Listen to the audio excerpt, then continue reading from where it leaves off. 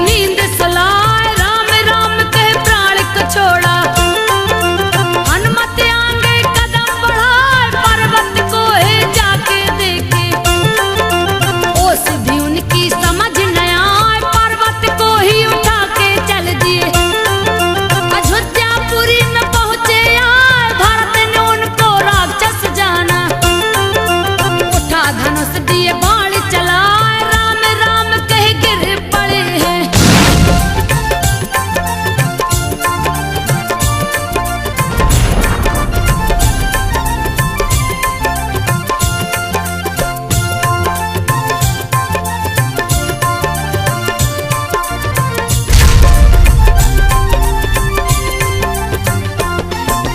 राम राम कह गिर पड़े हैं भरत जी उनको लिए उठाए।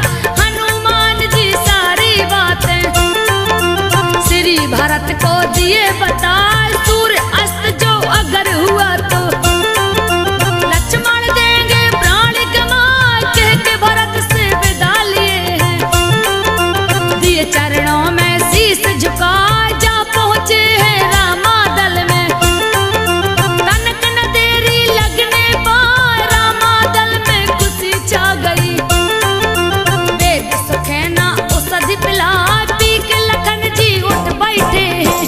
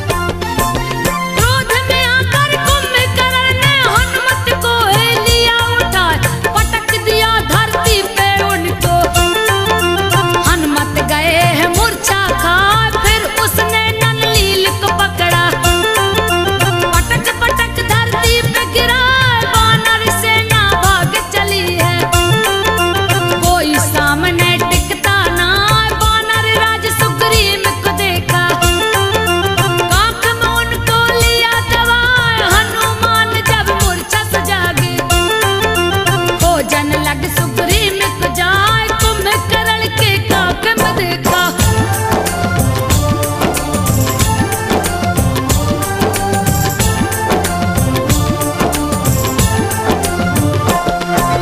कुंभकर्ण के काक में देखा, मारा समझ के दिया गिराए, नाक कान दांतों से काटा। काट के सुग्रीव गए पराए, पैर पकड़ सुग्रीव को पटका। रह सुग्रीव में मुक्का चलाए, अति विकराल रूप को देखे।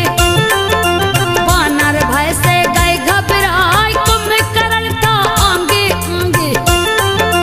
हेरो राक्षस पीछे दिखाए, बाली कुमार अंगद है दौड़े। लिए पर्वत को हाथ उठाए, जाके सर पे गए मारा है।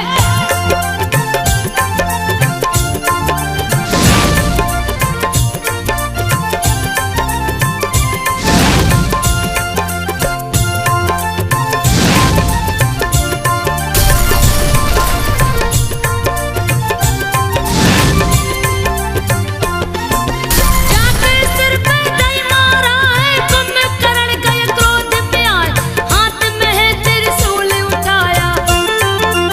अंगद पे है दिया चलाया, युद्ध कला के माहिर अंगद। और से खुद को लिया बचा, वृक्ष उखाड़ के सुग्रीव दौड़े। कुंभकर्ण पे दियो चलाए, हो गए वृक्ष के टुकड़े टुकड़े। माया भी माया दिया रचाए, कुंभकर्ण है जोर से गरजा। भारी दिया उत्पात मचाए, तितर बितर किया वानर शैना।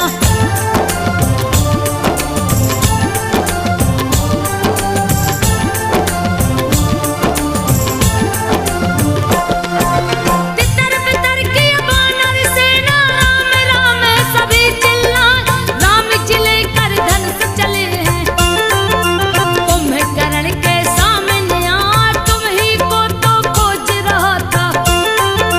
कुंभकर्ण बोला चिल्लाए, बहुत सबीर है तुमने मारा। आज मैं दूंगा थाह लगाए, राम प्रभु ने धनुष को खींचा। दिया भी सारी आवाज सुनाए, लाखों बाण श्री राम ने छोड़े। बाण बरसा रहे कराए, सिर सुग्रीव से बोले राम जी।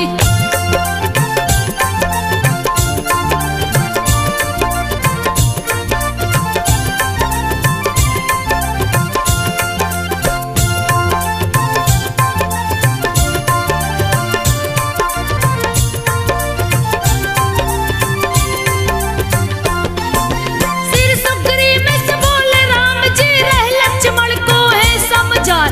जाओ तुम सेना को संभालो, मैं देखूंगा दुष्ट को जाए। कुंभकर्ण ने राम को देखा, वृक्ष उखाड़ के रहा चला, अग्नि बाणों से श्री राम ने वृक्ष पर्वत को काट गिराए। कुंभकर्ण फिर भी ना माने, श्री राम से जो रजमा चला, अजीत को जीत न बैरी। जिसको कोई जीत न पाए, लगे असुर संहार करने।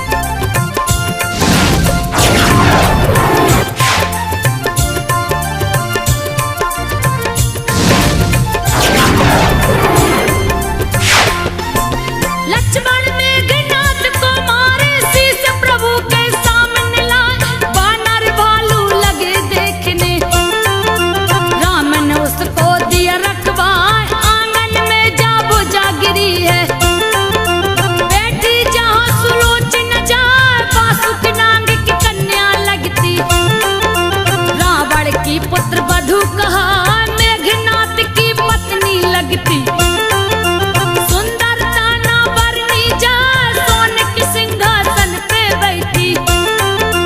रही दासियां चवर डुलाए वहीं पे भुजा गिरा है आकर।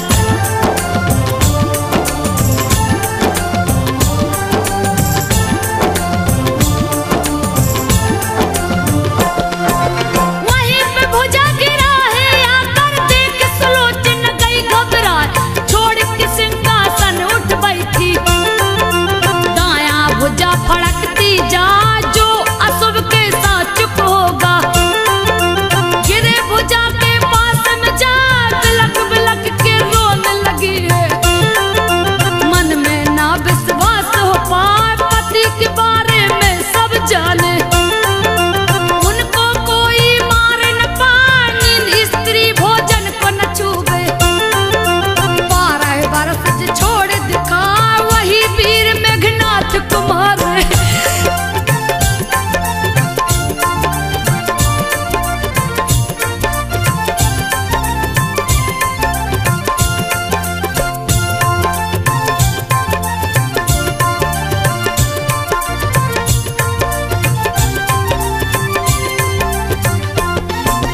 वही वीर मेघनाथ कुमार मांगी थी बरसती न जा, मेरी दुविधा मिट जाएगी।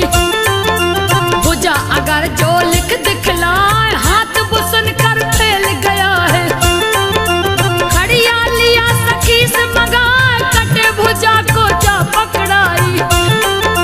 भुजा ने लिख के दिया दिखा व्याकुल हो धरती पे गिर गई। सखियन बीच बिलाप लगाए हाय पति कह लगी है रोने। वीरता उसकी बखानत जाए गहने वस्त्र उतार के फेंके।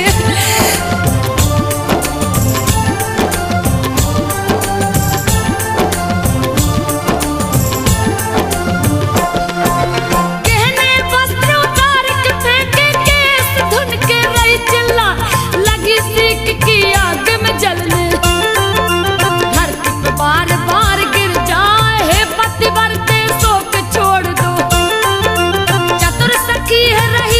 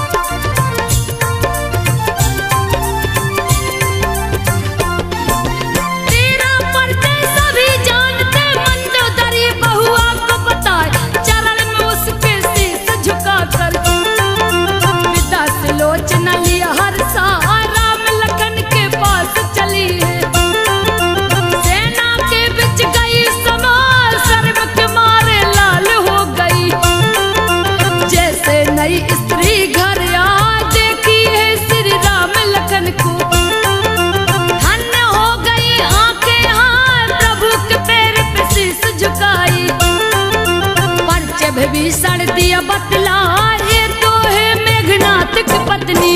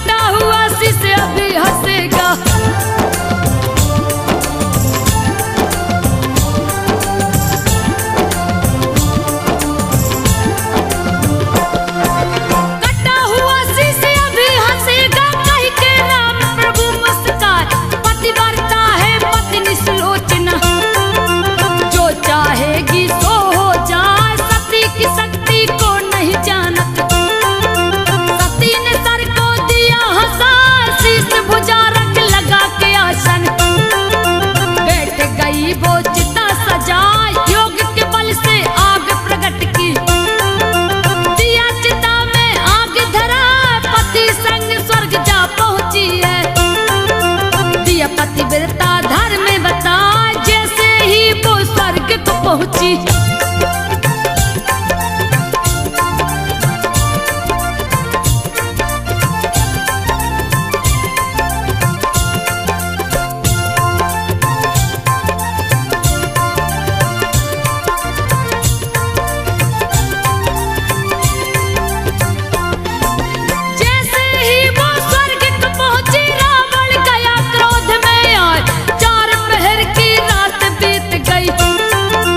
शिव जी